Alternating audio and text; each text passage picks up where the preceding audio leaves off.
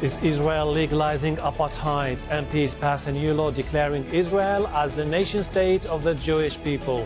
Israeli Palestinians denounce what the Prime Minister calls an historic moment for Zionism as dangerous and racist. What does the future hold for them, and what will be the regional reaction? This is Inside Story.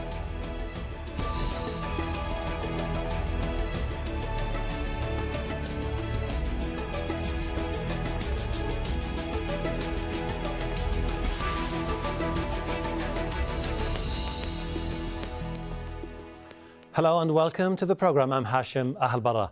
The controversial Jewish nation-state bill has been in the making for years, facing strong opposition all the way. Despite excluding 20% of the population, that's almost 2 million Israeli Palestinians and other minorities, the bill was narrowly passed into law. The new basic law defines Israel as the nation-state of the Jewish people, giving them the sole right to self-determination. The law promotes and encourages Jewish settlement as a national interest, despite settlements in the occupied Palestinian territories being illegal under international law.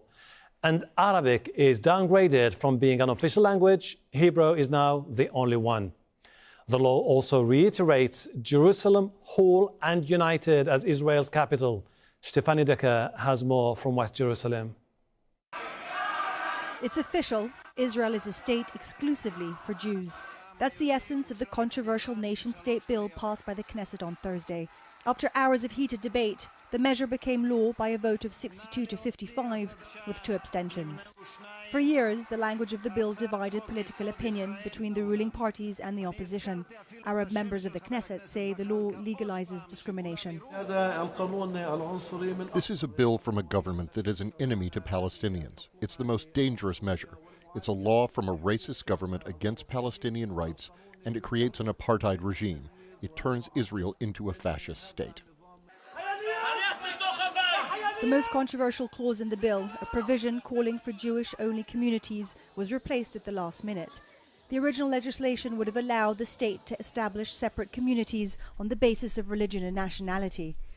The replacement provision says, the state sees developing Jewish settlement as a national interest and will take steps to encourage, advance and implement this interest. Illegal settlements for Jews are already being built, in breach of international law and UN demands. Another controversy is the status of the Arabic language. The new law says Hebrew will be Israel's only official language, demoting Arabic from second. The Deputy Attorney General says the law also allows the construction of synagogues and ritual baths, but not mosques. The Israeli president says the legislation could harm Jewish people and Israel's enemies could use it as a weapon. Protesters against the law marched through Tel Aviv on Saturday. Thousands of Israelis came today to protest against the nation-state law, which is a racist and fascist law that is trying to turn Israel from a democracy into something else. Therefore, we are here to block this drift towards dictatorship and fascism. I came today to say that the Arab citizens of Israel are not inferior. The nation-state law will discriminate against them, as the Israeli government has been doing for many years. Arabic is an official language, and they deserve equal rights. The government, led by Prime Minister Benjamin Netanyahu, insists that it's important to establish that Israel is the historical homeland of the Jewish people who have the sole right to national self-determination. Palestinians say they see the move as legitimizing apartheid, turning what is already an active policy of discrimination against them into law. Stefanie Decker, Al Jazeera, West Jerusalem.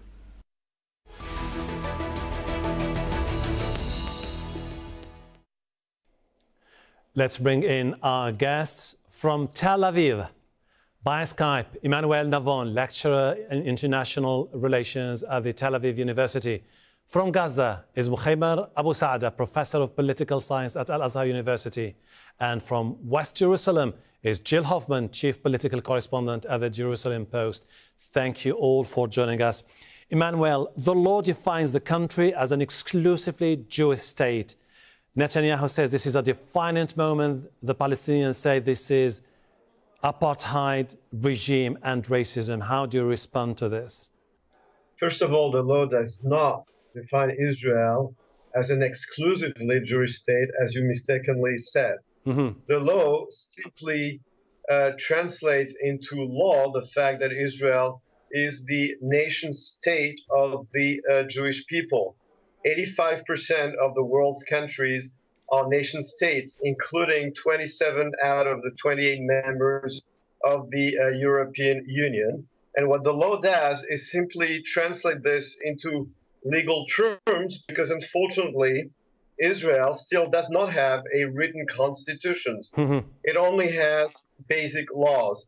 It has basic laws on the separation of powers. It has basic laws on the protection of rights of individuals and minorities, but it doesn't have a basic law on the identity of the country, which most European countries do have. So Israel just completed its incomplete but you're talking constitutional system. Emmanuel, with all due respect, you're talking about two totally different contexts here. I know that you've been referring to the European Union, but you know, the EU is something, the Palestinian-Israeli context is something which is quite different. Khaymar Abu Saada, you've heard what Emmanuel Navon has been saying, basically, which is this is not discrimination. This is a legitimate Israeli right to do so. Well, let me start by saying we, the Palestinians, do not really have a problem, whatever Israel would like to call itself, whether they want to call it the nation state of the Jewish people or whatever they want it.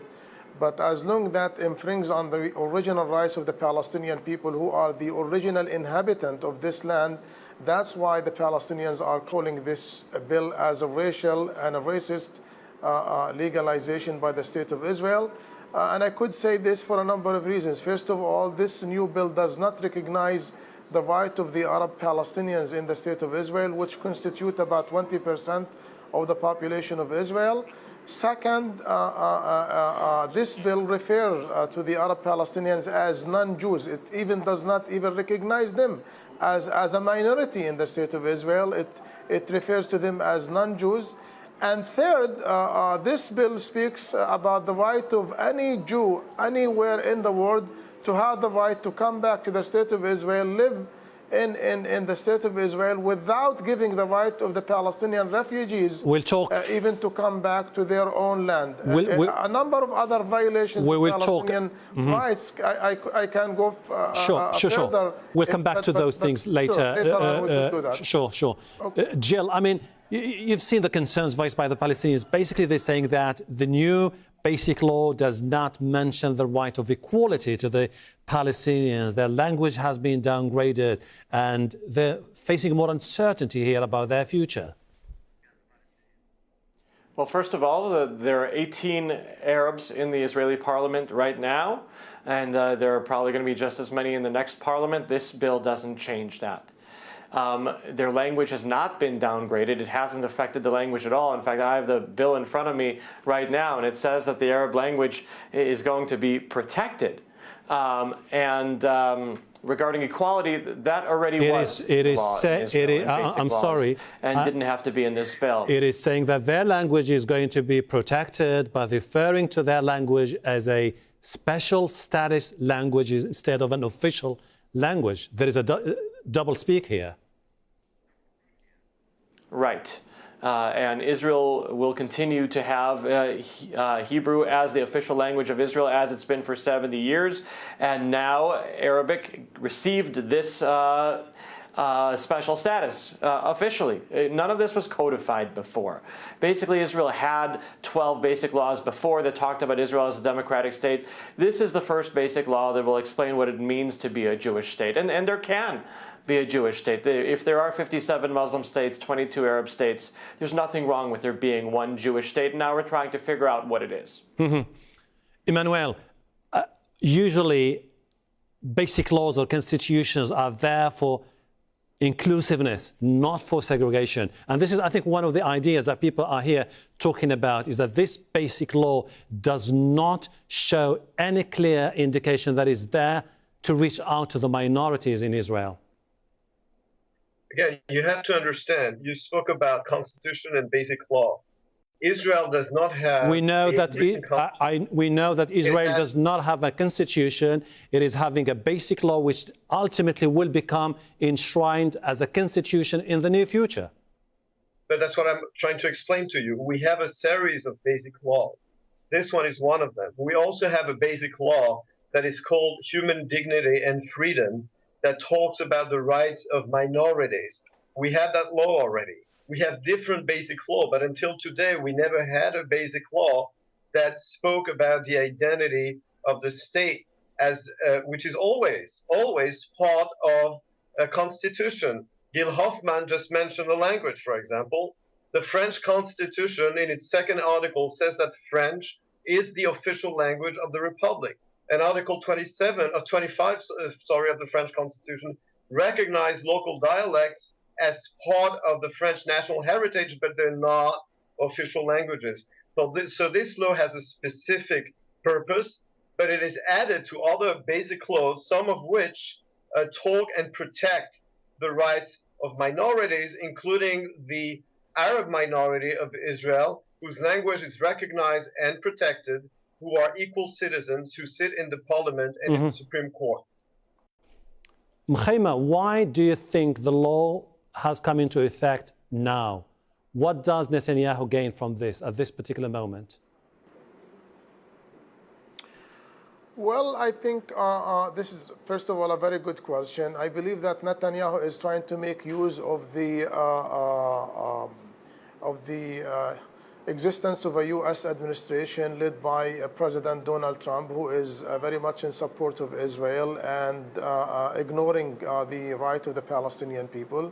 And I believe also Israel is also trying to make use of the collapse of the so-called Arab regional system as a result of the internal chaos in a number of Arab countries like Syria, Yemen, Iraq, Libya, and so forth. And it also, Israel is also trying to make use of the internal divide among the Palestinian people and the failure of the Palestinian main factions, Fatah and Hamas, to put an end to their internal divide and come up with an initiative that will unify the Palestinian people.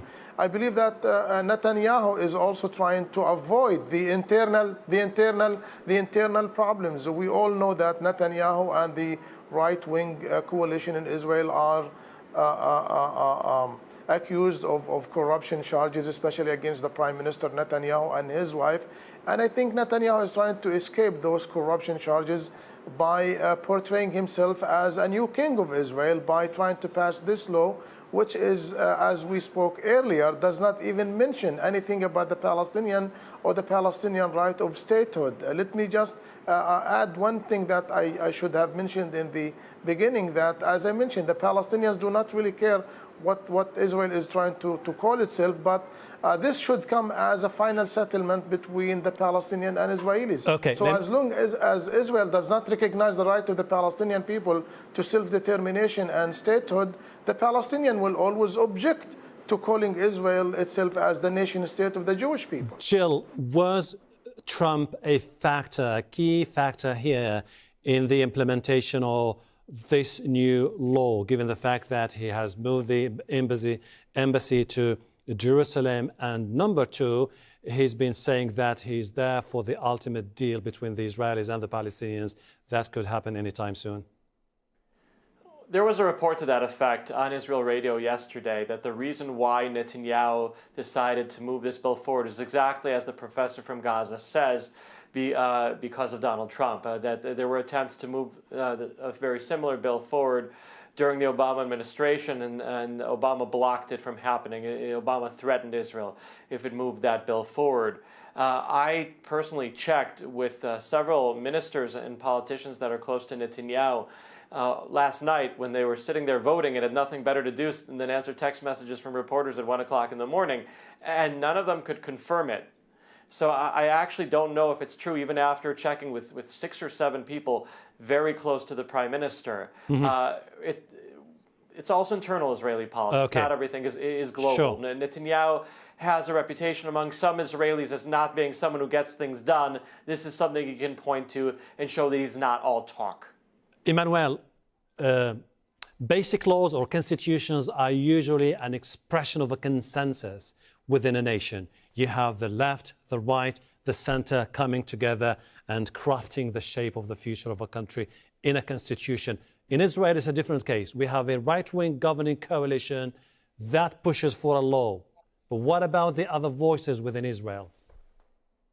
Well, let me explain to you that in a democracy, laws are passed by a majority. That's very simple. It's true in Israel. It's true everywhere else.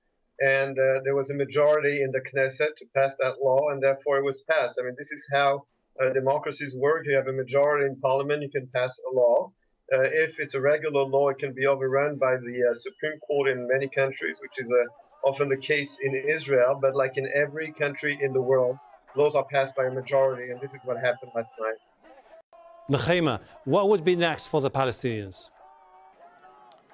Well, first of all, let me just respond to what Emmanuel just mentioned, that Israel is a democracy, and usually in democracies, laws and bills are passed by the majority. But let me remind him that when the majority is in contradiction with international law and it's in contradiction with the Universal Declaration of Human Rights, that doesn't mean that a majority can pass laws which are in discrimination of the minority of its own people. Now, going back to your question, what's next for the Palestinians? Let me put it to you this way. The Palestinian people for the past 70 years have been under Israeli occupation, have been under Israeli persecution, and the continuation of Palestinian struggle against this Israeli occupation and this Israeli siege against the Gaza Strip will continue. The Palestinian people have no other choice but to continue their struggle, to continue their fight against Israel until Israel put an end to its occupation, put an end to its aggression against the Palestinian people, and allow the Palestinians to live in peace and dignity as much as the other nations of the international community. Jill, what is it going to leave the Israeli-Palestinian conflict now after this new law? This law won't affect the Israeli-Palestinian conflict at all whatsoever. What's going to affect the Israeli-Palestinian conflict is that very soon Donald Trump's administration is going to reveal a peace plan, and Israel has already said it would come to the table and talk about it. If the Palestinian leadership will decide to come to the table and talk about it, it can help the Palestinian people. I hope they decide to come and not sit and wait for there to be a different government in America. Emmanuel, you've been talking about Israel as a genuine democracy.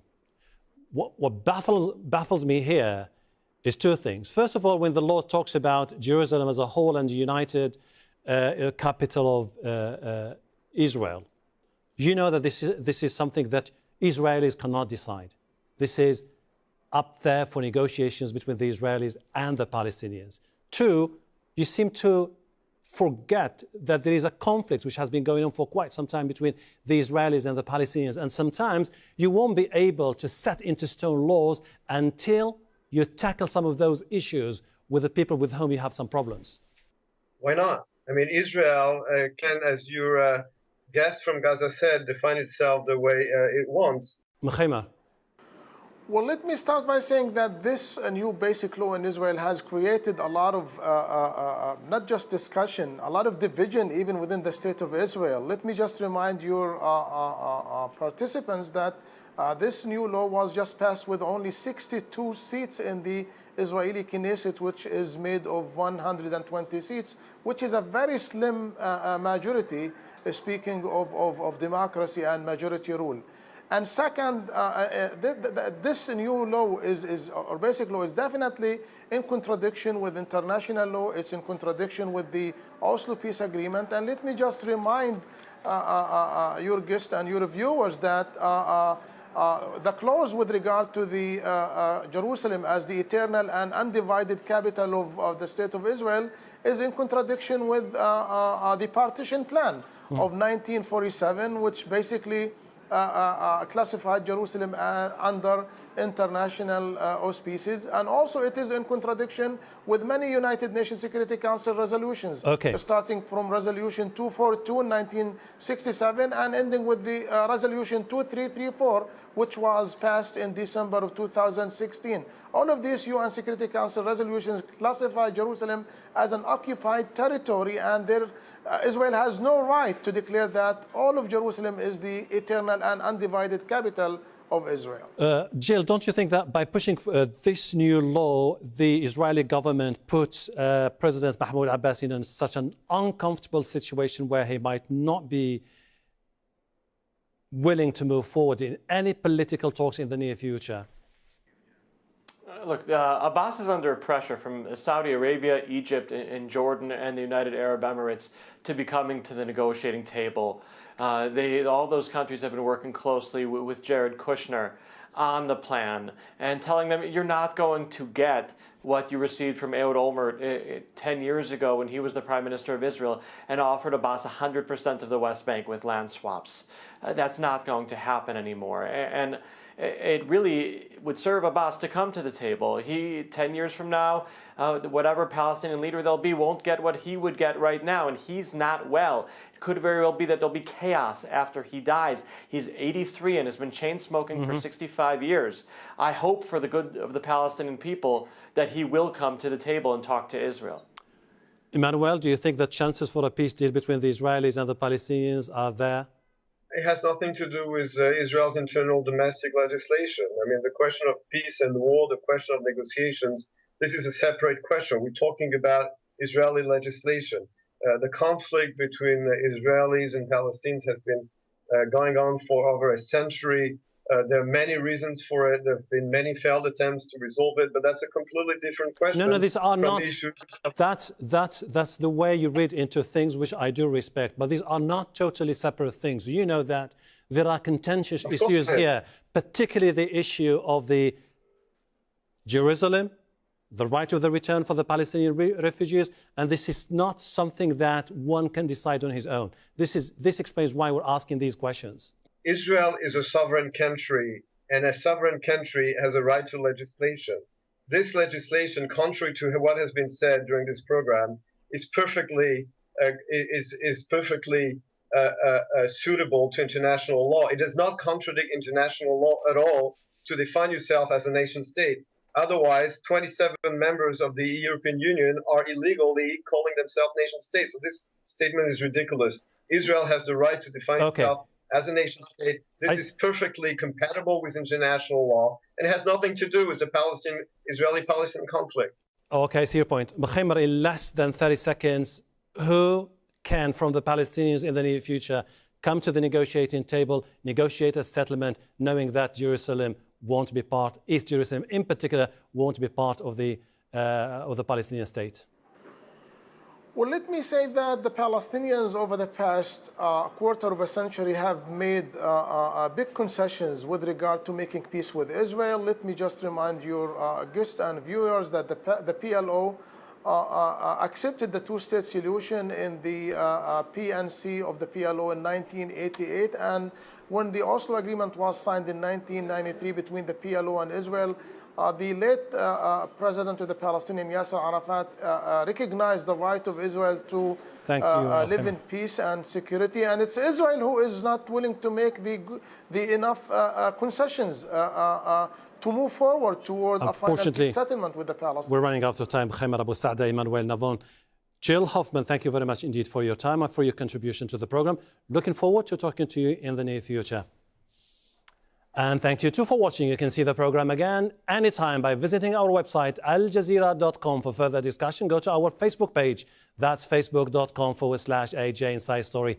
You can also join the conversation on Twitter. Our handle is @AJ Inside Story. From me, Hashim Ahalbara, and the whole team here. Bye for now.